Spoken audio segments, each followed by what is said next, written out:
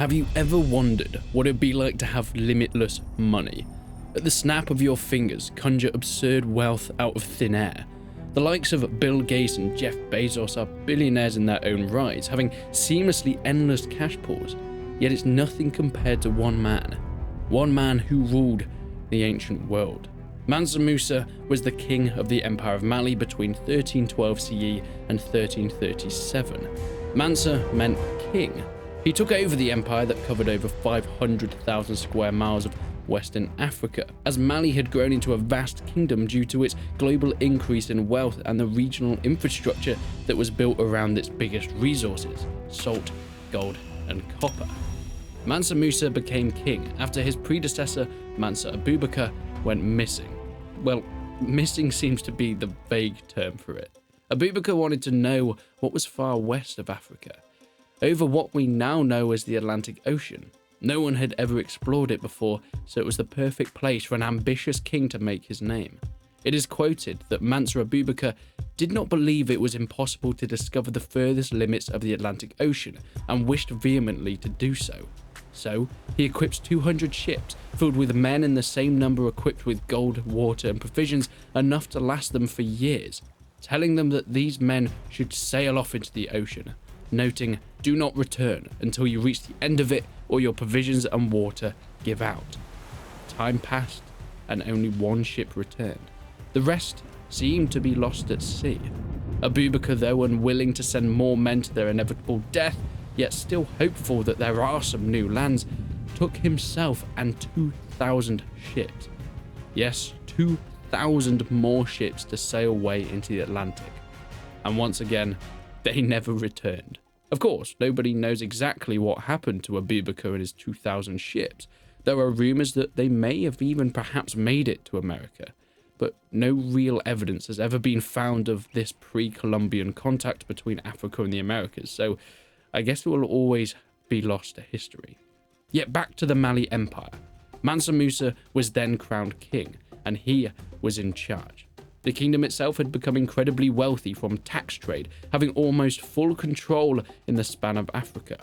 During the time, gold, copper, and salt were the main resources, and the Mali Empire had all three of these things in abundance, not to mention 3 of the greatest gold mines ever in the known world that gave them vast amounts of wealth through generations.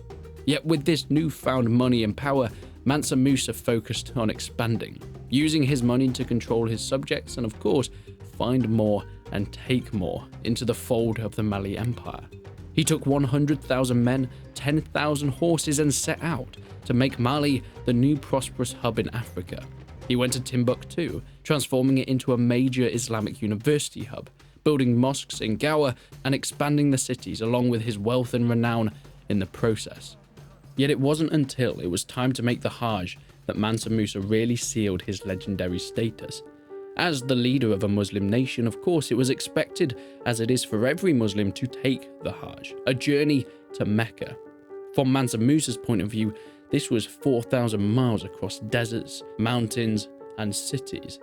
But Mansa Musa, being the pay-to-win master he wasn't going to take this trip alone. He got together the best of the best, 60,000 soldiers, slaves, entertainers, and an assortment of others to escort him on his journey, all doused in silk and royal embroidery, a disgusting amount of wealth being shown to anyone that could see it within a 5-mile radius. Men with horses carried gold banners, camels stacked with 300 pounds of gold on their backs. Even the slaves themselves were said to be holding staffs of gold aloft to signify the travel. Reports at the time speak of the event like nothing that had been seen before, many describing it as even a moving city. I mean, this was over the top more than anything else before, and most likely anything else since. You might look at something like the coronation of a monarch as a world-changing spectacle, yet it stood like nothing next to what Mansa Musa had conjured up for himself. The train set off and took a stop in Cairo on the way, marching as a beacon of wealth through the desert. Once arriving in the city, Mansa Musa would order his party to throw gold through the streets of Cairo. Al-Umari, a historian of the time who visited Cairo several years later, stated, "From the beginning of my coming to stay in Egypt, I heard talk of the arrival of this Sultan Musa on his pilgrimage. and found the Cairenes eager to recount what they had seen of this African's prodigal spending.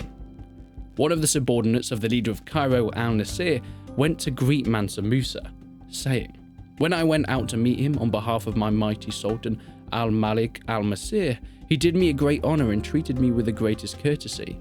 He addressed me, however, only through an interpreter, despite his perfect ability to speak of the Arabic tongue. Then he forwarded to the royal treasury with loads of unworked native gold and other valuables. I tried to persuade him to go up to the citadel to meet the Sultan, but he refused, persistently saying, 'I came for the pilgrimage and nothing else.'" And I think it was this mark that made Mansa Musa, once the king of the Empire of Mali, now into a legend whose name was remembered for hundreds of years through history, perhaps as the biggest baller, not only of the 1300s, but maybe of all of humankind. My guy would not even talk directly to the hand of Cairo, despite speaking their language. He handed him a metric ton of gold and peaced out, saying that this was just a pit stop to him. I mean, later on, eventually, he was actually persuaded to meet al-Nasir of Cairo, yet he didn't kiss the ground and continued just to give more gold. I mean, we talk about him parading his caravan through the streets of Cairo, throwing gold like nothing before. But to give some context to the sheer amount of wealth spent, even years after Mansa Musa left, the gold economy had all but crashed due to the severe investment that he had made that day into his gangster lifestyle. Not just in Cairo as well, I might add, but some estimated that throughout the Middle East, $1.5 billion of economic loss ensued, taking over a decade to recover because of Mansa Musa's one journey to Mecca. Can you imagine that? One man throwing away what must have just been spare change to him, and it significantly damaged the economy of the surrounding area. But we get it, the lad's pretty rich. So just how rich? Of course, exact numbers are impossible to come by, and that doesn't even start to think about translating it into modern currency or value it. But it is estimated that he had approximately $300 billion in wealth, more than anyone else in history, even today. I mean, currently in 2022, the richest man on earth is Bernard Arnault, the CEO and chair of Louis Vuitton, and his net worth is $214 billion, overtaking Elon Musk. That doesn't even come close to the estimated $300 billion of Mansa Musa. But there's more.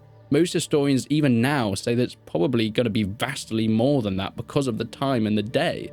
So the best way to put it is to imagine any wealth that any human could have and double it. By the end of his reign in 1337, he doubled the empire's territory, making it second to only the Mongol Empire at the time. The Mali Empire was never, though, and has never since been as vast as it was under Mansa Musa and his incredible wealth. Even today, with players like Elon Musk and Jeff Bezos, hundreds of billions of dollars that they have, they still could never even buy or let alone fund armies, even cities, let alone the second biggest empire of their time. It was and always will be some uncomparable wealth to even the billionaires of today. So, if you ever need motivation to get rich beyond your wildest desires, just be born on top of the world's biggest gold mines, I guess.